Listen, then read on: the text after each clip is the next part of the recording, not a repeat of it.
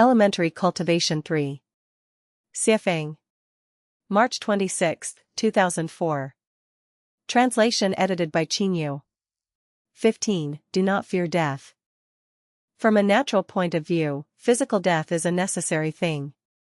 Since it is inevitable and unavoidable, whether death comes sooner or later, it is still death, so what is there to fear? From a secular point of view, death is a self-cleaning of garbage. When your living is not beneficial to relatives, others, society, living only adds to the burden of relatives and becomes a burden to society.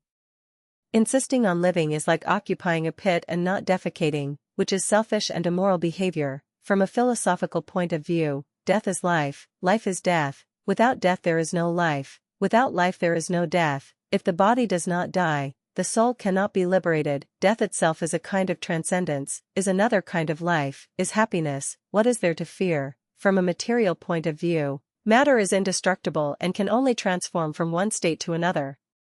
It dies in one state and is reborn in another, so what is there to fear about death? From a supermaterial point of view, when a person's mind is focused, his spirit can come out of the body and enter a space above 6 dimensions. At this time his nature, that is, the Buddha nature has been revealed, has become a celestial. At this time he can know that the three-dimensional space of a fleeting moment is really not a good place to stay. The death of the body is desirable. What is there to fear? About death, from a theological point of view, when a person's consciousness has no trace of death, even if he is in a raging fire, he will not be burned to death. If he is under water, he will not drown. If he is in a hail of bullets, the bullet will not hurt him. If he is in a pack of wolves, tigers, and leopards, they will not eat him. Walking on the water surface is like walking on flat ground. Flying in the clouds is like fish swimming in the water.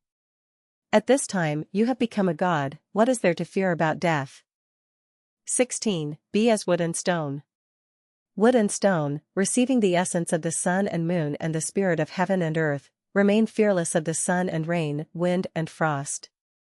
They observe the chirping of insects and birds, the shouting of people and horses with a cold eye and remain unmoved.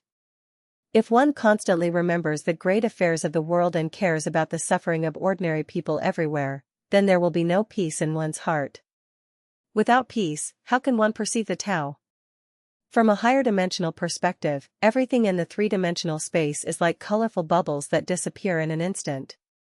What is the need to worry about, save, grasp, or fight for what vanish in a moment?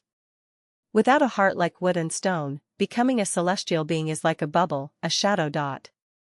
17. Be as clouds.